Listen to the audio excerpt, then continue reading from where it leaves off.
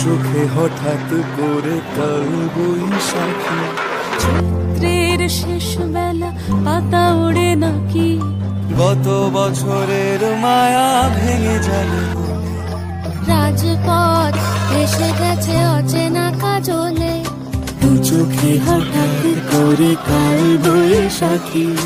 চৈত্রের শেষ বেলা পাতা ওড়ে নাকি, গত বছরের মায়া ভেঙে যাবে বলে। রাজপথ ভেসে গেছে অচেনা কাজলে, তুমিও অঝরে তাকে শুধু ভালোবেসো। এসো হে